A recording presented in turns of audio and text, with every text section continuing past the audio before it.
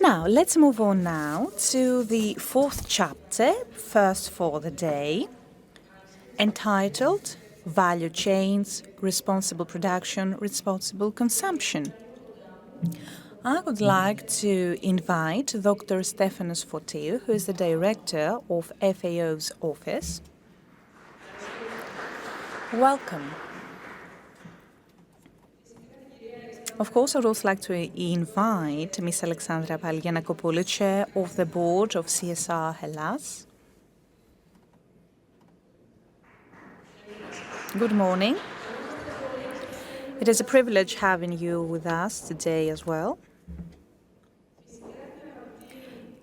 Next, Dr. Antonia Trichopoulou, Professor at the School of Medicine and Adjunct Professor at the School of Public Health at YALE University. Thank you.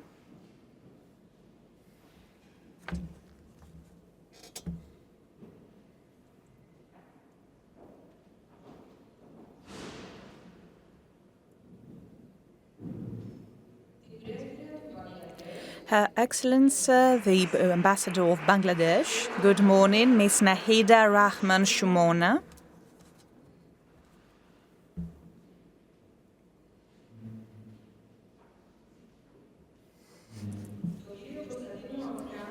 Mr. Konstantinos Avramis, who is a representative of Hellenic Supermarket Association. Welcome. And, of course, it is with great pleasure that I would also like to invite our two moderators to join us on stage. Mr. Athanassoulas, who is the CEO of Stirixis Group, President of SBC Greece. Welcome. And Dr. Dimitris Skouras, who is Professor of Economics at the University of Patras.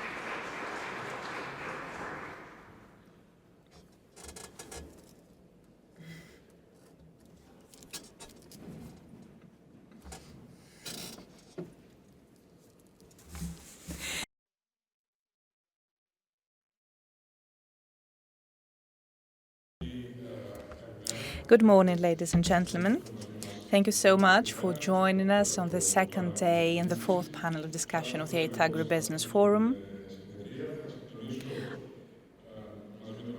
Along with Dimitris Skouras, we will be the moderators of the panel. Dimitris Skouras is a professor of economics at the University of Patras, specializing in the evaluation assessment of agricultural and environmental policy. He is an active consultant at the European Commission, OECD, and United Nations, as well as in most consulting firms in Europe about all the critical topics that we're going to address today. I must say that this is a high-level and high-quality panel addressing all aspects of the value chain through international institutions, industrial associations, corporate social responsibility, and the reality of retail market. Well, I would also like to welcome Her Excellency, the Ambassador of Bangladesh, Professor Trichopoulou. It is a privilege having you with us. Ms. Alexandra Palli. I'm an old school, apologies, but ladies come first when it comes to the introductory greetings. Mr. Fotiou from FAO and Director of UN Food Systems Coordination Hub, and Mr. Avramis on my right, who is a representative of the Hellenic Supermarket Association. Good morning, everyone.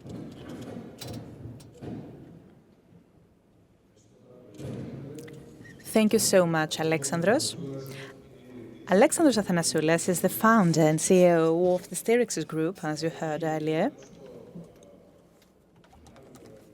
He has such an extensive resume and such a broad scope of activities that you will allow me to read them because it is difficult to remember them by heart.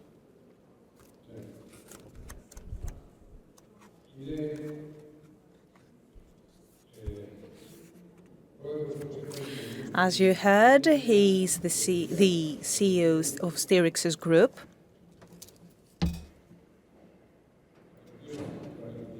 An internationally awarded group for their strategy and policy. He's also president of the Sustainable Buildings Council of Greece. And so we came to realize that we have another point that we share. We have a common educational country of origin, Scotland. And he studied, he had his MBA from the University of Glasgow, so he is a distinguished in his professional in his field, and have also received an award as the best European CEO in terms of retail market growth. Today he is here in order to contribute with a quite objective perspective in terms of the value chain. Now, what do our 5 speakers share? Well, the deep understanding that value chains in the food sector are no longer relevant only to the transfer of food and goods. So it's not a chain of commodities. It is a chain through which we can offer more things, chains that require responsibility, transparency, actual costs, and shared values. This is what now shapes the world as we know it. Over the next 30 minutes, we will be listening to scientific data about the Greek diet characteristics and their impact, the hidden costs up to $10 billion in the food systems. Mr. Fotiou, sorry for that spoiler. Trillions, not billions, yes, trillions. The strategic role held by the European and Greek industry, the introduction of ESGs with goal number 12 as well as SDGs, and of course the farm-to-table initiatives. Now, with no further ado, I would like now to give the floor to our speakers. I would also like to ask from my panelists to be as succinct and brief as possible. But of course, this should not be to the detriment of the content of your statements, because we would like to give everyone the opportunity to speak more than once. And we would also like to have some time in order for the audience to ask their questions and have a more active involvement and interactive session. Now, let's start. Giving the floor to our professors, so we will start with Her Excellency, the Ambassador of Bangladesh. Our presentations will be made in Greek. Her Excellency will speak in English, and you can listen to the simultaneous interpretation. Thank you very much. Good morning, everyone. I understood that we'll conduct this panel in Greek. So, 20 years ago, when I joined the UN system, the word system for whatever we did for the environment, for the agri-food sector, it was a very basic one. But I think we are living in a bubble, because all these systems, the agri-food systems as well, are being defined by different policies, politics, different plans. And I saw that I have been seeing how these systems work, and I understood that no, it's not about the policies or the politics. All systems do actually work on the basis of the value chains, and these value chains are been defining the policies, the strategies, and the different plans. It is very important for us to understand that the policies are actually responding to the value chains. So policies are not defining the value chains, it happens the other way around. What's actually happening on the field? And things might change because the reality is so. We have 4 basic questions. What's being produced? How is this being processed? Where is the value being added? And finally, what does the consumer actually consume? And don't believe that the consumer is actually consuming what you are producing. Well, farmer in Thessaly region might produce wheat, but they won't eat wheat. They will eat a different product. So it is important to see those different stages at the value chain. We need to examine the origin, we need to examine the logistics, we need to see the marketings of the product. The totality of the agri-food system is a powerful one. Yesterday, we heard that this produces around $11 trillion per year. I believe this number. It might be more, even more. Well, based on the different studies that we've done at the FAO, the cost of the agri-food chains is $10 billion. During the last few years, I've published various things, and the journalists always have been asking me, are you talking about trillions or billions? Well, it is billions. It is the issue that what's been produced, the value that's been produced, after some time, this value is being consumed in different sectors. The sector of the health sector, first and foremost, the second one being the environmental sector, and the third one that's not being seen in the European Union, but in other countries of the southern regions, the social inequalities that these changes have been creating. Well, of course, this could also give people back different things. For example, job places, stability, many more. You've heard about the stages of the value chain, the agri-food value chain. Where is the value being added? There haven't been many studies because there is, of course, some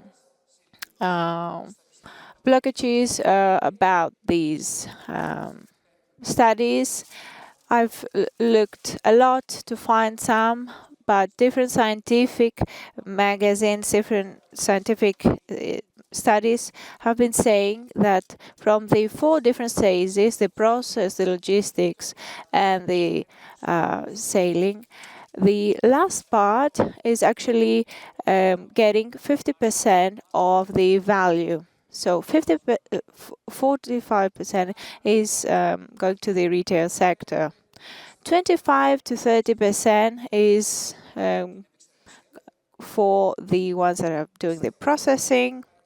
In the European Union, in European countries, in countries of Canada and the USA, 5 to 10% will reach the farmer. And that includes for the European Union the subsidies that have been given, and 10% to 12% will be for the logistics. So we're talking about million different producers that produce different goods, and these reach many millions and millions of people and consumers. So there is an instability, and this would not be possible if there wasn't an unevenly distributed way of distributing food. So we need a fair transition. And I was very pleased to listen to the vice rector that he says that we need more education, we need the public sector to be present as well. We need to examine all the different data that we have. What do the numbers say? Who gets the biggest part from this value chain?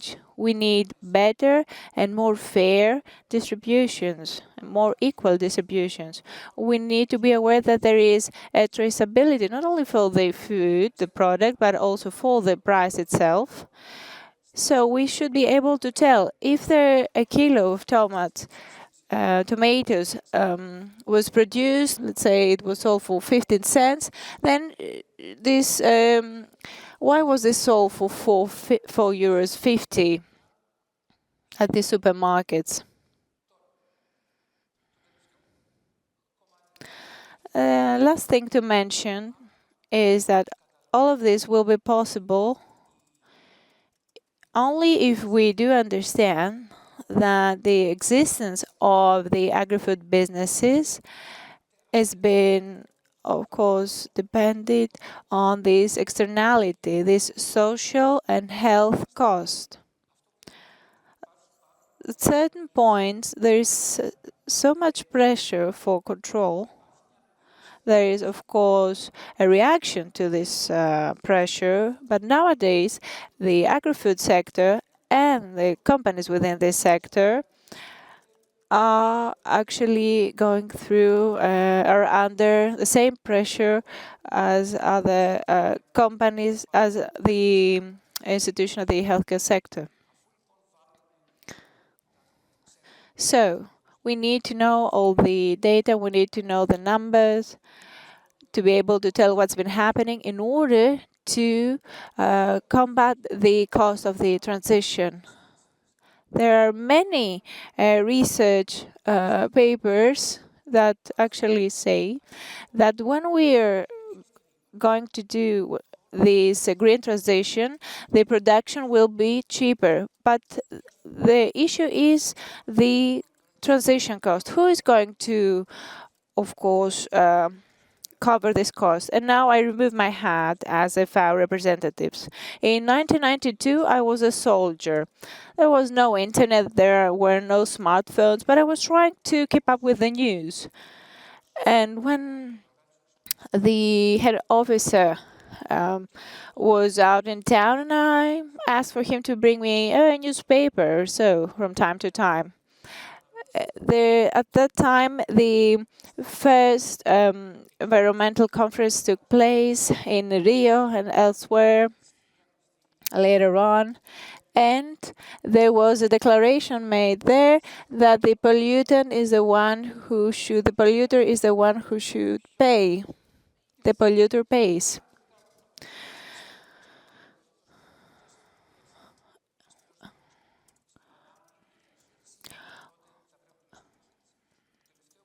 And the last thing to mention is that the chains do not actually determine the movement of the food, but they do actually determine who wins and what the citizens actually consume. So this conversion does not only have to do with sustainability and green development, but it also has to do with the viability of the businesses. Thank you very much.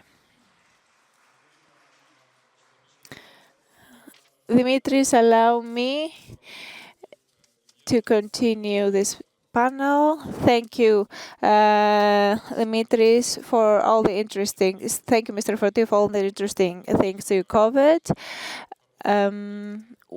We should probably discuss this a bit more in detail because I'm certain that this concerns and interests a lot our panelists.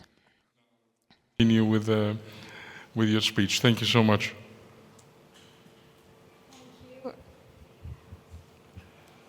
Kalimera again. Today, I would like to talk a little bit about Bangladesh. And as you know, that agriculture is the backbone of our economy. In fact, in Greece, we have about 20,000 workers from Bangladesh who work mainly in agricultural fields. So thank you to Mr. Yanis Balakakis and my friend Christina for inviting me, for giving me an opportunity to talk here. I would like to talk about the way we do agricultural production in Bangladesh, whether it is responsible, and then the responsible consumption. And also I would like to think about responsible distribution and share my thoughts with this very distinguished audience. In Bangladesh, is the sound okay? Yes, yes. Okay. Better I move this.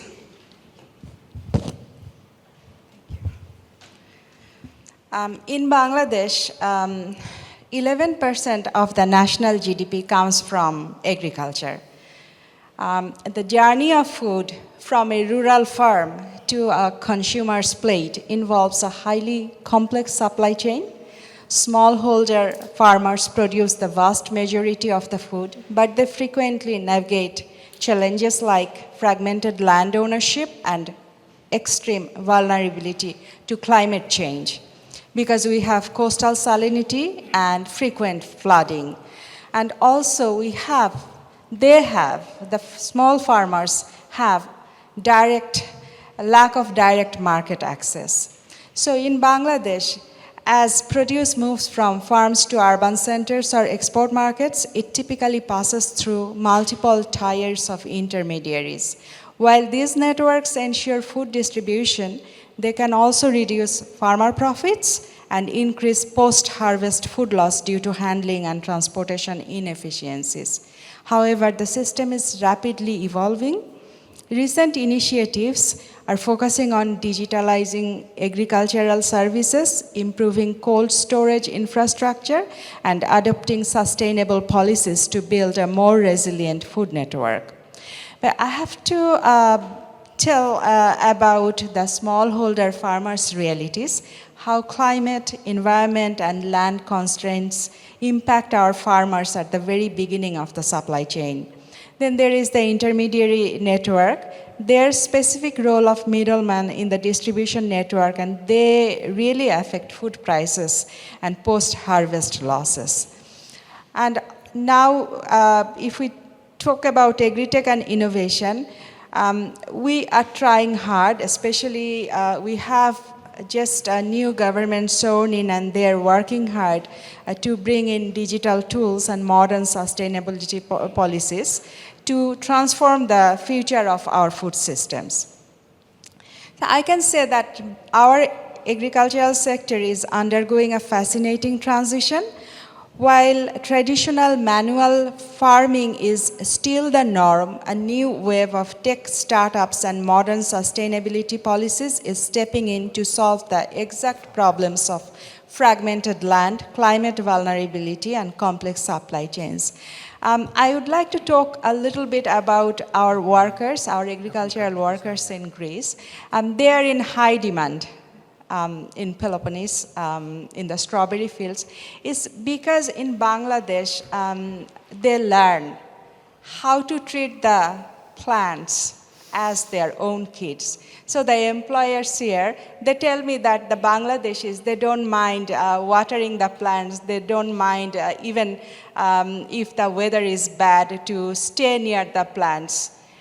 They take the risks of getting cold, but they do it. It's because in Bangladesh, they learn from childhood that we have a very limited space and we have to keep these plants alive. So that's why I would say that I always get a request from the employers that we need more Bangladeshi workers. Well, if we look closely in Bangladesh at the starting line of the food supply chain, the farmer is the first one. But the farmer has two big constraints. One is the physical size of the land and the unpredictability of the environment. We have 6 seasons in Bangladesh, but due to climate change, now it is reduced to 3 seasons, the monsoon, the summer, and it is kind of a very mild winter. The land fragmentation, as I told you, most of our farmers, they operate on microplots. often less than half a hectare, because the land gets divided among generations. Bangladesh is almost as Greece in terms of size, but we have 180 million stand. And it is very difficult to achieve economies of scale using modern machinery like large tractors or mechanized harvesters is often physically impossible or too expensive for such small areas. This keeps farming highly labor intensive and limits how much surplus a farmer can produce for the market. Then comes the climate. Our country is a low-lying delta, which makes us vulnerable to environmental challenges. We have high tides, we have cyclones, you name it, high wind. The south coastal area, we have rising sea levels and tidal surges, saltwater intrusion. When soil becomes saline, traditional high-yield crops simply can't survive. In the center of Bangladesh, erratic monsoons lead to severe unpredictable flooding that can wash away entire harvests overnight. Conversely, dry seasons are experiencing increasingly prolonged droughts. So when a farmer is operating on a tiny land and faces the constant threat of losing their harvest to a flood or saltwater, their primary goal often shifts from maximizing profit to minimizing risk. And when we think of focusing on minimizing risk, how it affects the specific types of crops a small farmer chooses to plant, especially compared to a large commercial farm, it is really difficult. I would like to trace the journey of a crop once it leaves the small farmer's farm. In my country, the path from the field to the city market is rarely direct. Instead, it's a ladder with several rungs of intermediaries. First comes the assembler, who buys small quantities directly from various local farmers to build a bulk shipment. Then comes the wholesaler, who transports this bulk produce from rural areas to larger urban hubs. Then comes the commission agent, who manages the large urban warehouses and auctions the produce to city retailers, taking a cut of the sale. So this is a complex web, and it has two major impacts on the food system. One is price escalation, and another is post-harvest losses.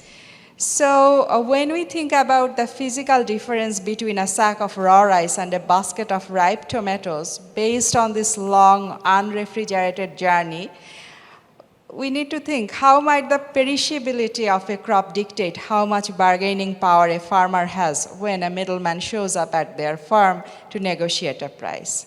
But now, with the new government, innovation is rewiring the Bangladesh food system. We have agri-tech startups. We have agri-fintech and input linkage. We have direct-to-consumer and B2B agro-shift. Your Excellency, I'm sorry, you need to... Yes, just 2 minutes more. Thank you very much. And we also have climate-smart agriculture, floating farms, vertical and sack gardening, resilient crop varieties. Finally, we are using data, and we are using artificial intelligence. So I would like to say I was listening to the respected Vice Rector, and I think that education, research, and development is important for both Bangladesh and Greece. Maybe our countries can work together both academically and practically. Thank you so much. Thank you again.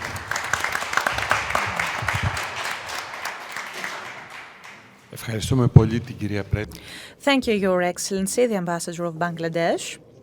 I would like now to give the floor to Ms. Trichopoulou.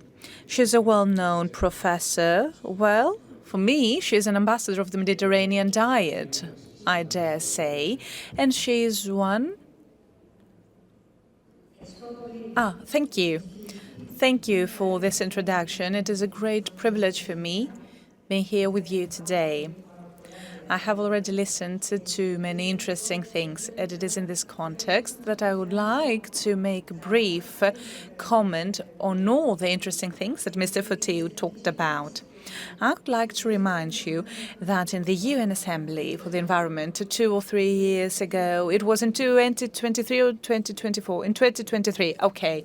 So, back then, in 2023, a statement had been issued saying that we, the leaders of 134 countries, state that we need to address the problems of the food systems.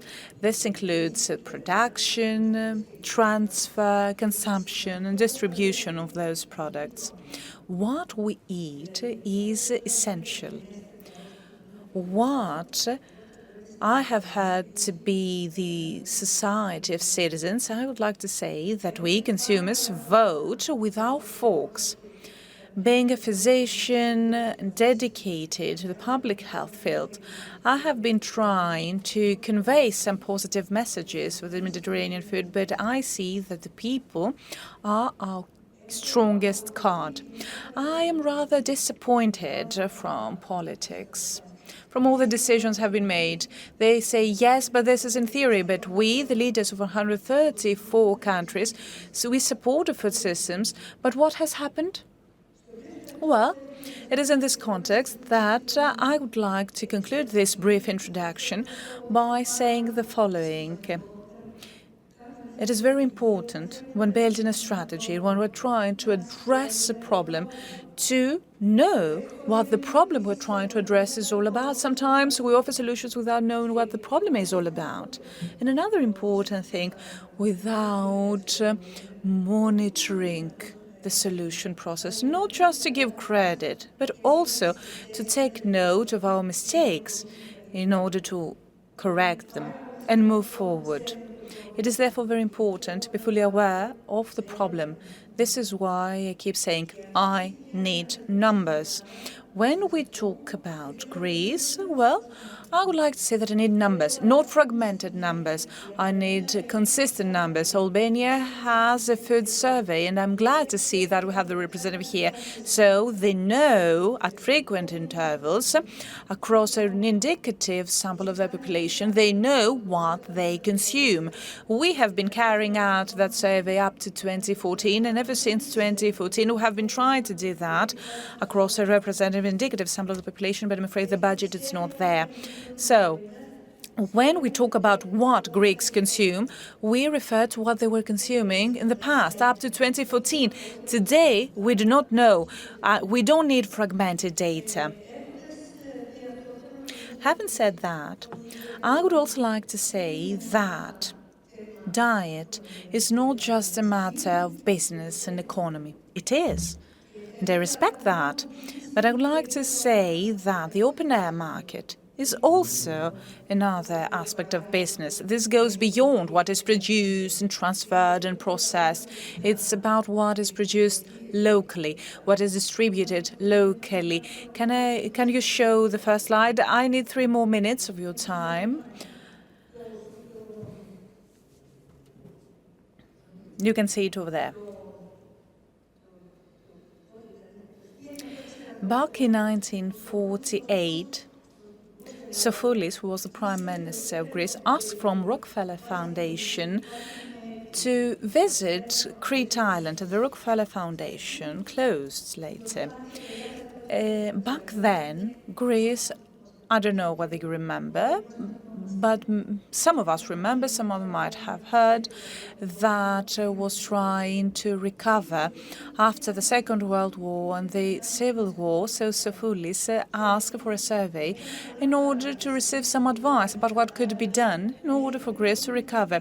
So they studied what the population of the Crete Island was consuming, and they said that they were surprised to see that they were following an amazing and outstanding diet, respecting the environment and fully adjusted to their needs. That was back in 1948. No need to bore you with further details about that. But I would like to say that we have an amazing diet, saying that we need to produce and consume locally. Consume locally means biodiversity, means respect for the environment. However, the Rockefeller Foundation just a few days ago published an extensive report on the states. It's called FEME, Food is Medicine, corrects the speaker herself. And they're trying to combine access to the healthcare systems with food production and the significance of food production and the economy. And this lays special emphasis on the local production of food. And the local production of food, well, actually, I carefully listened to the vice rector of the Agricultural University of Athens, who said that there's so much to contribute, said that there's no network for information, for provide information to farmers in Greece. I remember myself asking the question, what do agronomists do across all regions?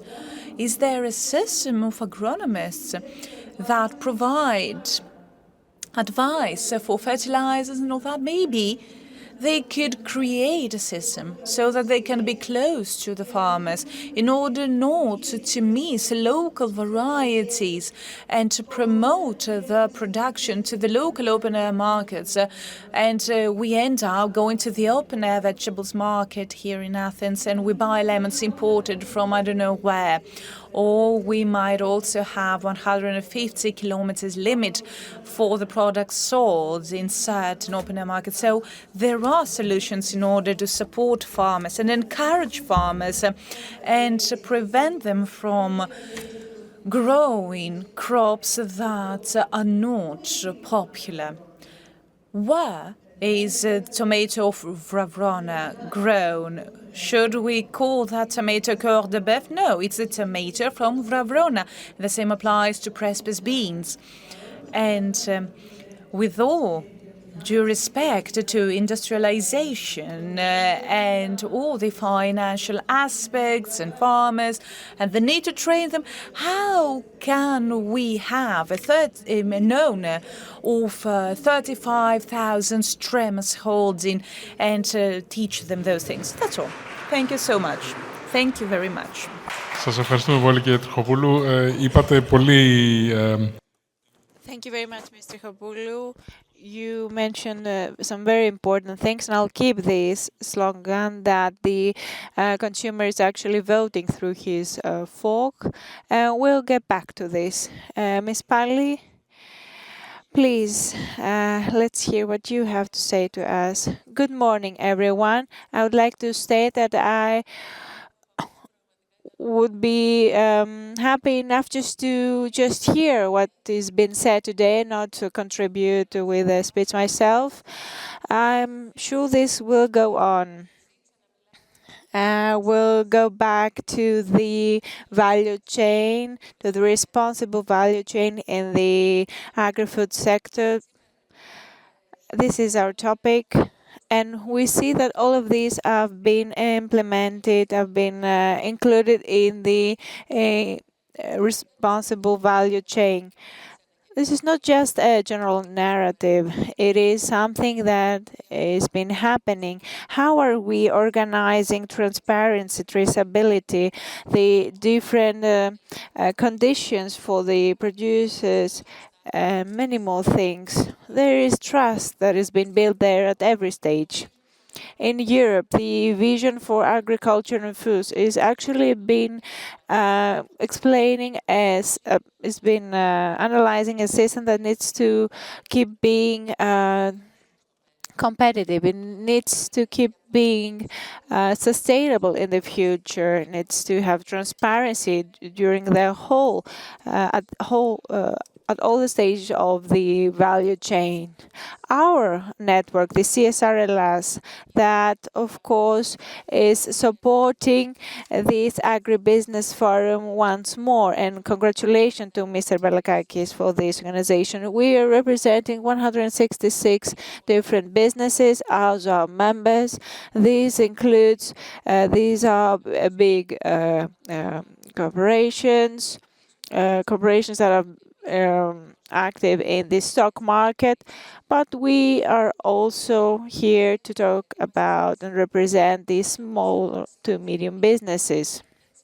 In order for such value chains to be responsible and sustainable, we shouldn't just focus at the last end of this change. We need to give to the whole supply chain support, care, transparency in a way that is understandable for everyone and for the smaller businesses as well.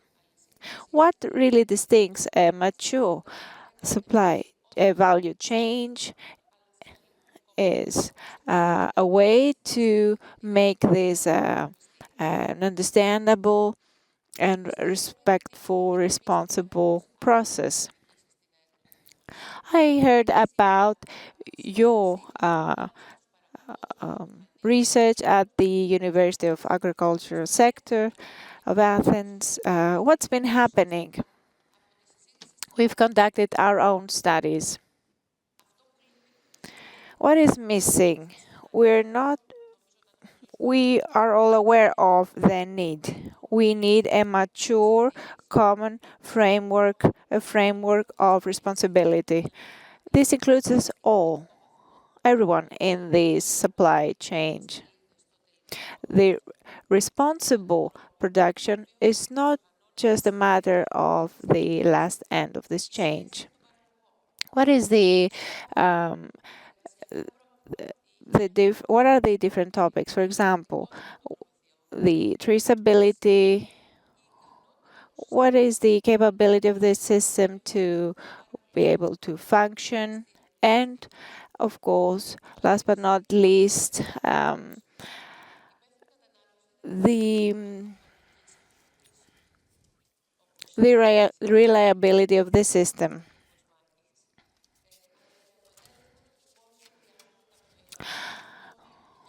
How is the market working? How is the consumer being informed? How can we define the losses? Which are the, of course, things that we dispose of? The European framework has already included for 2030 some goals, some targets. For example, the reduction of 10% of the food waste by 2030 and 30% reduction for the retail sector. This, of course, needs a lot of cooperation between in order to reach the SDGs goals. And this won't be possible if there aren't any common points, any common understanding. We need to be realistic. We need to redistribute the burden of this transition. If we don't do so, we are in danger of talking about a value chain or creating a value chain that will not be inclusive. And in closing, because we are striving for a responsible production, a responsible consumption, we need to create a common architecture of cooperation, of course, many more things. Thank you very much for listening to me. This last stage of the value chain, before we reach the final stage, which is the consumption, is of course the retail market. Mr. Avramis is of course here with us today. He is the representing the Hellenic Supermarkets Association. Thank you everyone for being here. Many thanks to Mr. Balakakis for the kind invitation. Let me just comment on something that has been mentioned previously from Mr. Fotiou at his opening remarks. He talked about the value chain. He mentioned a couple of numbers, 43% of this value is being found at the supermarkets, at the retail sector. And let me just mention a different survey of IRCAP.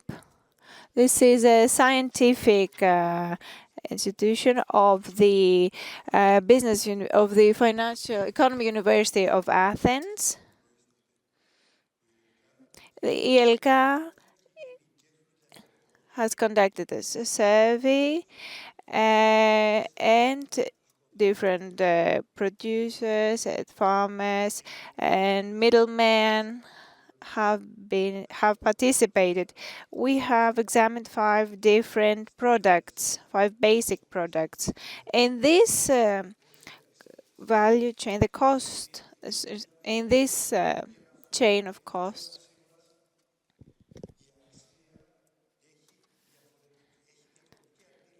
because value has been perceived differently for its consumer.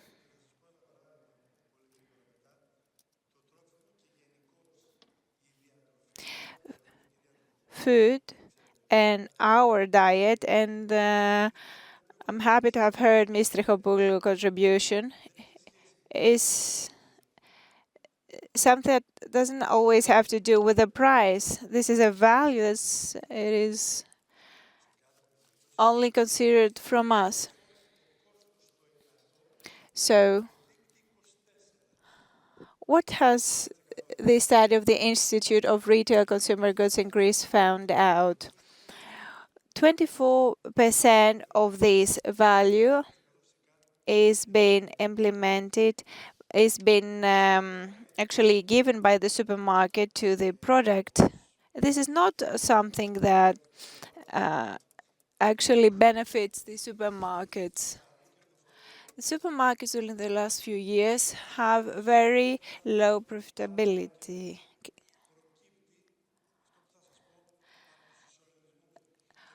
The fact that we're seeing that they have been the fact that we can see their balance sheets and there it's been stated that they are profitable enough is based on different reasons. Based on these on different surveys, we've seen that their profitability is actually 1.65%. So if we decided to turn supermarkets into NGOs, the prices would be reduced at 1.65%. And going back to this 24% for these 5 basic products, here it's been included many more things that actually give back value to the consumers. We've all heard about the QR codes. Some of the questions the topics we're going to discuss will be about this QR code. This refers to the traceability. Tomatoes from Ravron have been mentioned from Mr. Trichopoulou. We should be able to showcase to the consumer that this is a tomato that I'm selling to you from Vravrona. And how is the price actually being decided? Based on the study from the Institute of Retail Consumer Goods in Greece, 50% of the consumption of different products, different fruits and vegetables, is actually been happening through the open-air markets. 30% comes from the supermarkets and 12% comes from the different organized stores, fruit and vegetable stores and groceries, and the rest from different merchants that can be found everywhere. So the price is being decided based on different factors rather than the profitability of supermarkets. What's been happening in the UK? 75% of the consumption of those fruit and vegetables has been happening and conducted through the supermarkets. This is a mature market, a market that actually values a lot more this security of the quality of the product. I am a consumer myself, and I do value that. And some things to comment on Ms. Pallis's contribution. She talked about the absolute cooperation of all bodies and institutions so that the end goal is for the consumer to receive the benefits. How we need to keep all the actors, starting from the producers, the farmers, until the consumer, to keep them satisfied. How is this possible? We have been commenting on different producers, tomato producers, for example, the region of Messina, or another producer in the Pillio area. I would like to just mention some more specific things. With great honor, I met the ETHEAS president, the president of the National Union of Agricultural Cooperation, and we had a great conversation. I'll give you some specific examples.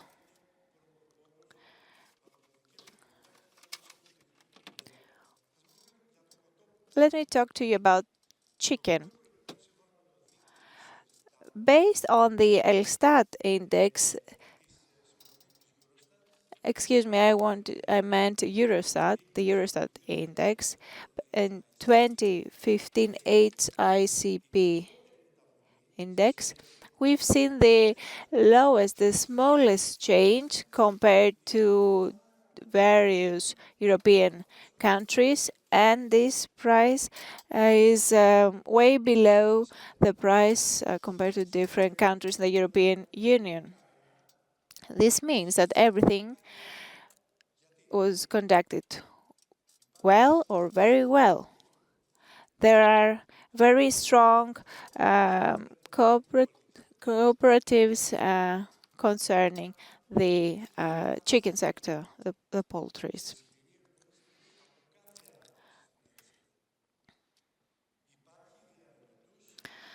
The producers are very strong. The distribution and the logistics is very strong in this sector, and the consumers are also satisfied. This means that the price is good and the value is good.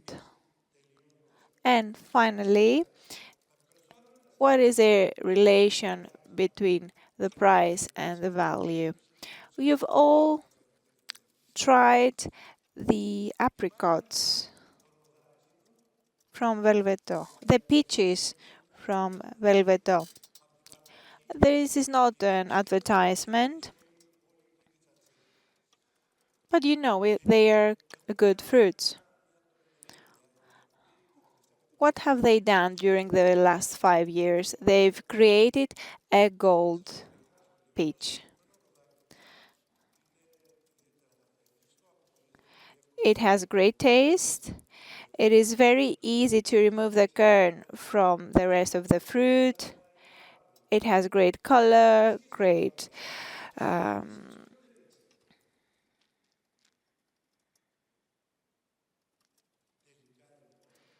different great characteristics, and it is no different to other peaches, but it has great value. So the final consumer is actually receiving the value that everyone in this panel mentioned, the value that we want. In closing, I'd like to thank you all and just mention that it is very important to work together, all the actors in this production chain, for the best result possible. Thank you very much. Thank you very much. Now let's open the floor for questions. I'd like to ask you to be brief when answering, in order to have some time to receive some questions from the audience. This value chain, the value networks, because they are very complex, they need to be transparent, and with that, of course, comes the traceability. And this is an important thing to have in mind. One question for the ambassador of Bangladesh, who spoke about the technology that will, of course, bring traceability to us, and the need to have this important transparency when we're talking about the global value chain. So repeat the question, because transparency and global supply chain. What we do in Bangladesh. Yes, and how you could utilize the new technologies or the new measures that you have and tools in hand in order to support global supply chains in that respect. Thank you. Thank you for the questions. In Bangladesh, we are quite sufficient in production of our food, but for global supply chain, I think we don't export much agricultural products, especially food. It's mostly jute that we try to export. But nowadays we have a lot of educated entrepreneurs, agricultural entrepreneurs. So what they are doing, they are bringing in new technology. Also, we have locally developed technology, and we try to train our youth in vocational centers and all that. And we do want to be a part of global supply chain. And some of our agricultural business houses, they are trying to setting up their plants in countries in Africa. We also have presence of our entrepreneurs in Australia and also in Philippines. They are agricultural entrepreneurs.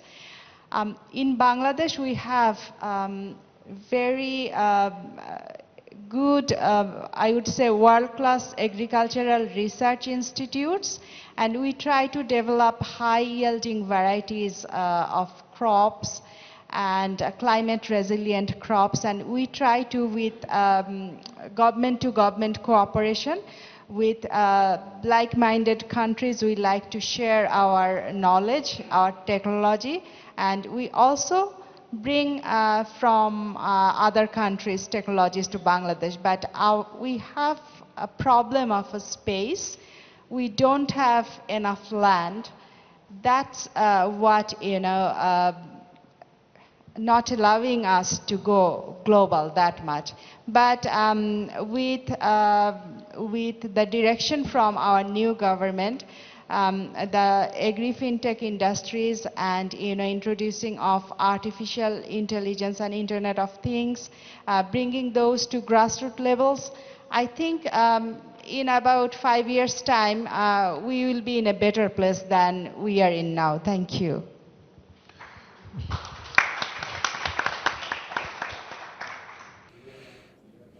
Now, Ms. Palli, the floor to you. Well, I have written down a few points that you raised, and I would like to say that when you talked about the fact that we have all acknowledged and recognized the need for traceability and transparency, this is where I would like to start. Because you said that now the next step would be to build a shared framework in order to acknowledge the shared responsibility. What do you believe is missing when it comes to the collaboration between the farmers, the businesses, the industries, so that responsible farming can be implemented in practice? And I would also like to hear from you a few words about the contribution of your network. Well, first of all, I would like to say that in our country we don't have a national strategy for corporate social responsibility, so we need to start from there, saying that across all the member states we are the only ones who do not have a national CSR policy. And you do realize that the government, thanks to our pressure, we have tried to bring together the civil society, the institutions, and the businesses, because in our network we represent businesses, of course. We want to build a shared, uniform framework and to have a uniform strategy. We know that we have businesses of all sizes and scales. We have listed companies, small businesses, and companies who are listed have to include the ESG criteria in their strategy, because corporate social responsibility is not a charity, it's a strategy. Therefore, they have the dedicated departments, they have the dedicated staff, they have the human resources. But on the other hand, 92% of businesses in our country account for SMEs, small and medium-sized enterprises. So you do realize that those SMEs need to remain viable, need to be part of the global supply chain. And this means that SMEs also need to comply with ESG criteria and everything that big businesses want. So the larger should support the smaller companies in their supply chains. I would also like to say that small and medium-sized business owners do not have easy access to funding. Either we talk about banks, funds, investors, Greek or foreigners. Again, they're not that eligible because they do not meet those criteria and they cannot move forward with a strategy that has been imposed to them by the large companies. And this is where we at CSR Hellas step in, because this is not a theoretical association. We want to put that in practice. We need to undertake action. And we say that we have a roadmap called the Greek contract for business sustainability. So all business that are our members mainly come together around the same table, and the initiators who have the departments, the resources and the know-how sit around the same table in order to finance and fund some of the companies in their supply chain in order for them to remain in the market and be sustainable. This is very important also in terms of the distribution networks, which is very important. We see that the resilience of the value chain is no longer considered on the basis of the power of large companies, but also in terms of whether an SME can remain operational, reliable, and included within a context of collaboration. And when we talk about doing business responsibly, you shouldn't consider that as a cost. No, it's not an additional cost. It is a strategy. It is a term that ensures consistency and fairness across the entire chain. The state plays a key role because when there is a certain steady, robust legal framework, everyone can do their job better. And I would like to conclude by saying that we always need to keep in mind that SME business owners also have to bear the cost that they can meet. I don't want to talk about the Dragon Letter report regarding the simplification of procedures, so on and so forth, but I believe that we as a country and our network participates in the CSR Euro bodies, the EFRAC, which is the advisory board for SMEs, for all the financial aspects and relevant processes, and we always express our opinion. We are in favor of having certain procedures in place, but simplified procedures able to meet the needs of the businesses. I was too stressed to be able to have time to mention it all. Yes, I know. I'm afraid that's my role. This is what I have to do as a moderator. Another question to Ms. Trichopoulou and Mr. Avramis. Mr. Avramis,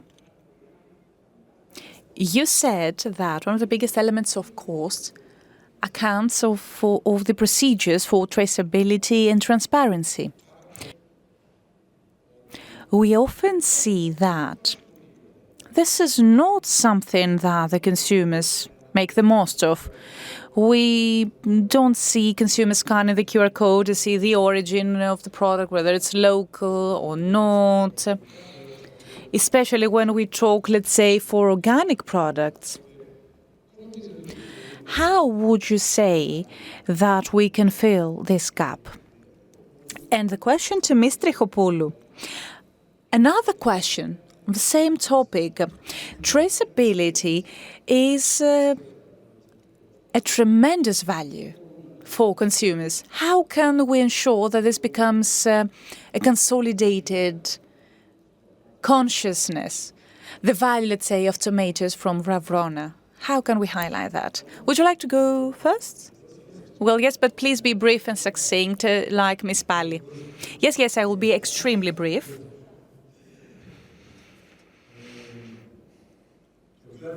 Well, let me start by talking about the QR code. Right now, this is not a compulsory thing. It is something offered by a few chains, I believe one, and it happens that I work there. What do? They can go back to the product to scan the code and find out more about the farmer, the producer, the crops, the way of culture, the pesticides that have been used. I might be forgetting a few steps.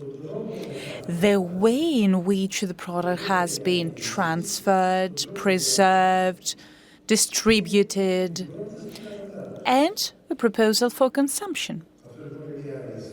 So, this is an entire chain. All the steps are being followed in order to guarantee to the end consumer that this is actually a product coming from Ravrona. This entails high costs. And right now, I don't think it has the visibility it deserves.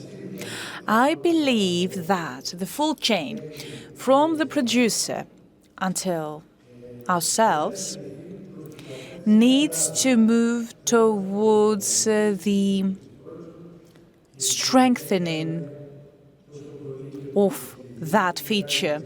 We know that communication is visible in thousands of ways. You can reach out to anyone you want. But the important thing is that all those things need to become a second nature to the consumers, so that the businesses will be persuaded to do in order to start tracing the product from the very beginning, from the producer's step. This is important. We know that accounts for important costs, but it needs to be done, to my point of view.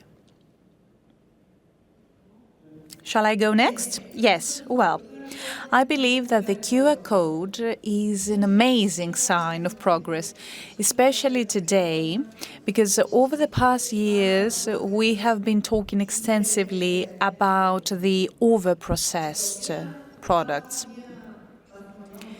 We know that there is a certain grading, too processed, little processed, or over-processed. And we know that those things create a correlation between the over-processed products, and those products are linked to increased morbidity. The ultra-processed foods, excuse me. Now, if you want to have ultra-processed foods, the QR code is a very good source of information. And of course, this requires the appropriate training of consumers. On the other hand, an orange that has been sold at a very low price, 2 to 3 kilograms per kilo, you shouldn't write that it contains, that's an excellent source of vitamin C. It needs to be packaged. We need to know that one orange contains the right content of vitamin C in order for you to raise a relevant claim. Now, this is why I'm talking about seasonality. I'm talking about local production and local consumption. And also, in the case of supermarkets that might have exceptional products, well, I don't believe that we need all that information. I would like to say that the new generation will be far more effective and efficient and far more aware of all those things. For example, a few years ago, we saw a radical movement that was called "Let's go and collect grasses and weeds from the fields." So this is an amazing initiative. So you should know that or the other product comes from that crops, from that farm, from that holding, and so on and so forth. Everything needs to happen locally. This is the FIN project by Rockefeller Foundation I was talking about. Thank you. Alexandros. Well, I don't want to put additional strain, but I kindly ask you to conclude with the panelist statements of the next 5 minutes in order to allow for some time to the audience in order for them to ask their questions. And given that we have talked about the value chain, and allow me to say that everyone should do their part. Therefore, let us listen to your perspectives. Who do you believe holds the power in the food chain today? Who should be leading that change, the change that we envision here, so that system is my new favorite word, and that's why I keep repeating it, so that that system can be optimized in order to offer to the society what they should offer. And in what way? All that in a minute. Who has the power today? Who should have the power today? Because we heard that policies run counter to the value chain. We heard about the power of consumers who vote with their forks. We heard that we have the intermediaries and the relevant loops, that there are some systems that have a strict control over that value chain. Now, who has the power of the value chain, and who should have it in order to ensure a better tomorrow? Let's start with you, Ms. Trichopoulou. May I start with you? Να ξεκινήσετε από μένα. Από αυτά τα συστήματα, όπως σας είπα,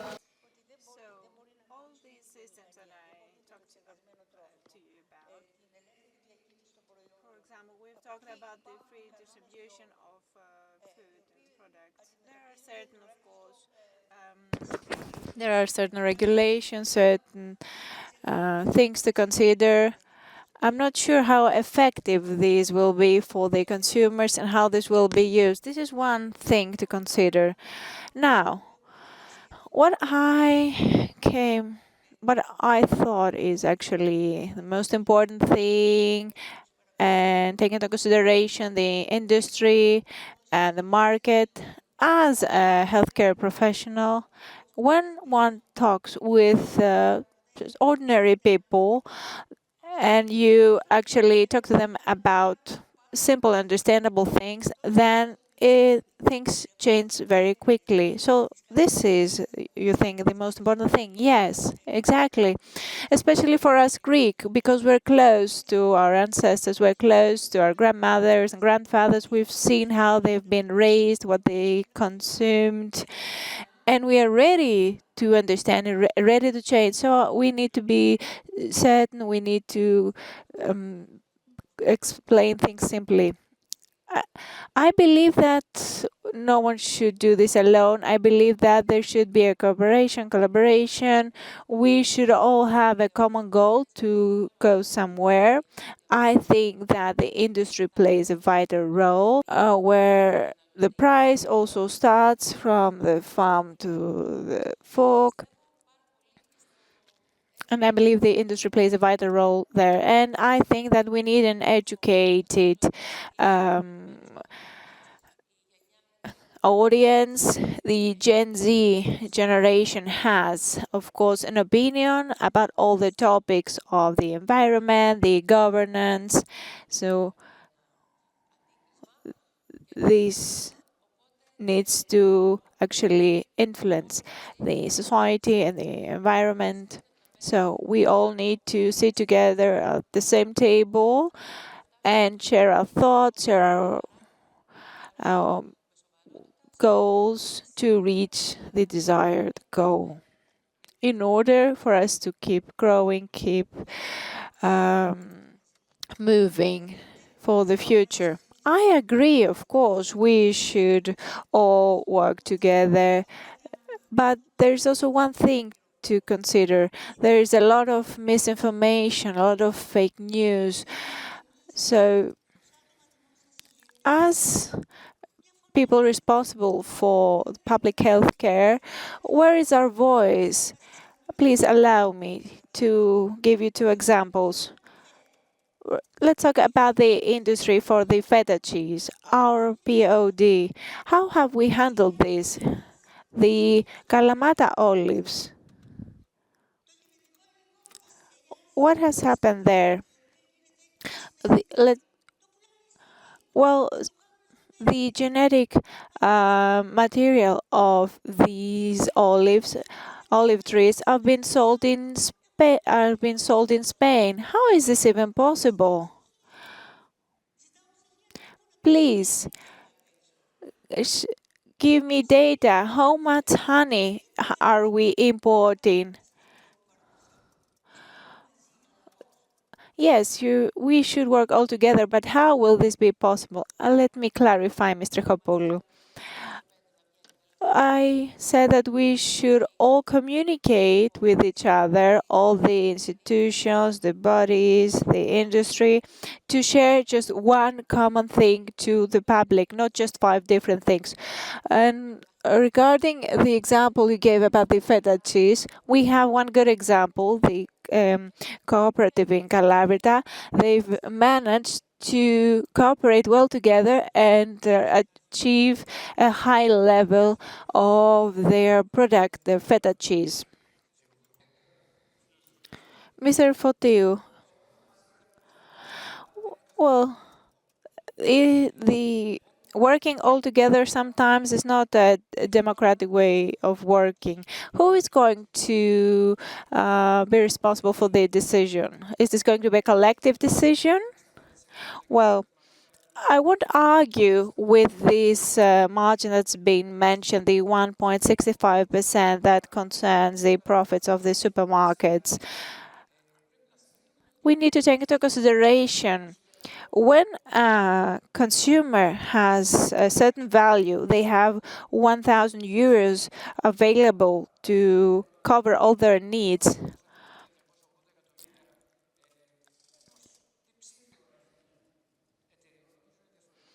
If we take this money and turn it and think about all the huge industries and the businesses that have 270 or 280 million euros at their disposal, how is this even possible to compare?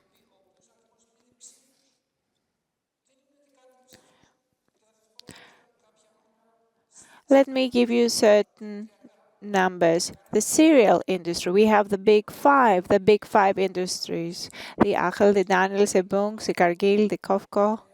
Those industries can actually, they are responsible for 80% of the global production.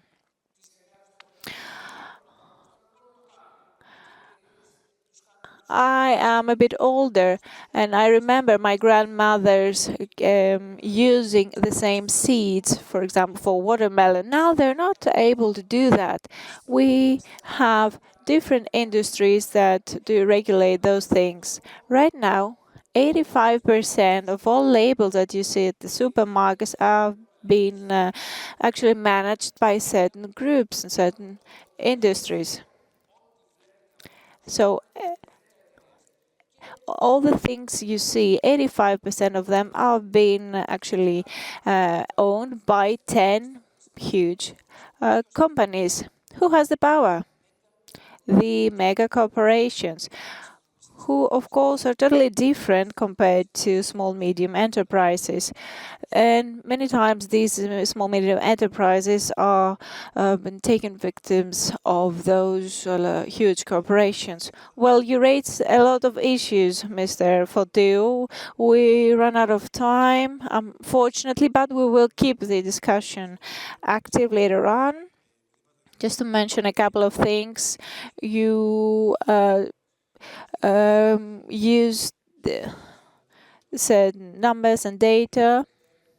I agree with Ms. Palli to act collectively under, of course, certain conditions. And I believe that when it concerns the agricultural production, then the value should come from the one who creates and drives the product. I'll give you once again the example of the tomatoes from Verona. I have a lot of examples, Mr. Balakakis, and that's my opinion. Just 1 minute to sum up if you have a positive note as to everything you've heard, just to also have your last statement. Just a minute. Thank you so much. I'm really honored to be part of this panel. I have learned so much. I wish it could continue. But to sum up, what I would like to tell that we have to educate and empower the farmers because they do the best thing, they produce, and we have to ensure that they get fair price. And for the big corporations or the industries, I would say that strict legislations are needed, and also monitoring.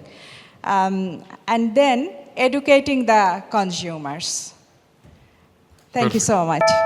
Thank you. Thank you very much. Νομίζω, Δημήτρη, ότι τελειώσαμε μαζί με τις... I think, Dimitris, that we did great. We were right on time. Apologies to the audience, there is no time left for questions, but of course during the break you might reach out to each of the panelists if you wish to ask any questions. We have around 15 minutes for our coffee break. Thank you for this wonderful conversation. Thank you, Dimitris, as well.